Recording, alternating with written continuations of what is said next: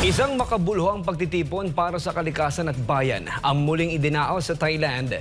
Si Anissa de Guzman magbabalita.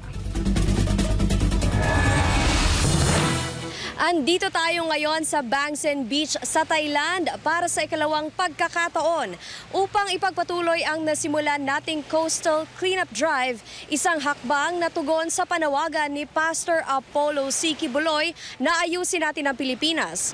Ang aktibidad na ito ay isinagawa sa pakikipagtulungan ng Green Rise Movement. Hindi lamang ito simpleng paglilinis ng dalampasigan kundi pagpapakita ng ating sama-samang paninindigan para sa kalikasan, disiplina at pakikipagkaisa, mga adhikaing matagal nang isinusulong ni Pastor Apollo at ni PRRD. Bago pa man ipahayag ni Pastor Apollo C. Quiboloy ang hangarin niyang tumakbo sa pagkasenador, ay nakilala na siya bilang isang aktibong tagapagtaguyod ng kaayusan at kalinisan sa pamamagitan ng Sunshine Philippines Movement. Ang programang ito ay nagsagawa ng mga malalawakang cleanup operations sa iba't ibang lugar sa Pilipinas, kabilang ang coastal cleanups, garbage clearing activities at tree planting projects. Layo ng SPM na itaas ang kamalayan ng mga Pilipino sa pagpapahalaga sa kalikasan at disiplina sa komunidad. Bukod sa mga physical cleanup drives, nagsasagawa rin sila ng mga aktibidad para sa waste management awareness at nakikipag-ugnayan sa mga lokal na pamahalaan upang mas mapabuti ang pagpapatupad ng mga environmental initiatives. Ang kampanyang Ayusin Natin ang Pilipinas ay nagsisilbing behikulo ng advokasya ni Pastor Apollo C. Quiboloy, isang panawagan para sa disiplina, pagkakaisa at aktibong partisipasyon ng bawat Pilipino sa pagpapaunlad ng bansa na suportado ng mga OFW dito sa Thailand. Hindi ito isang slogan lamang kundi isang paninindigan na ipinakikita sa gawa.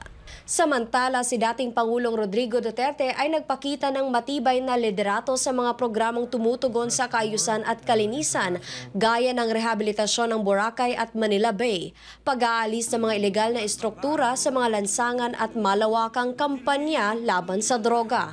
Ang kolektibong layunin at paglilingkod ni Pastor Apollo at Pangulong Duterte ay patunay na ang matibay na pamumuno at malasakit ay maaaring maghatid ng tunay na pagbabago. Sa pamamagitan ng kanilang pinagsamang pagkilos at ethics sa paglilingkod, sila ay nag-iwan ng malalim na bakas sa kasaysayan ng Pilipinas. Higit pa riyan, ang kanilang impluwensya ay umaabot na rin sa labas ng bansa. Sa Thailand, maraming mga Pilipino ang nagkakaisa sa pagsuporta sa kanilang mga advokasya. Patunay ito ng pagiging katangi-tangi ng mga Pilipino bilang mga mamamayang may disiplina, malasakit at diwa ng pagbabago. Ang matagumpay na Coastal Cleanup Drive dito sa Bang Seng Beach ay hindi lamang tungkol sa kalinisan, kundi patunay na buhay at aktibo ang diwa ng malasakit at bayanihan sa puso ng bawat Pilipinong tagapagtaguyod ng katotohanan at kabutihan.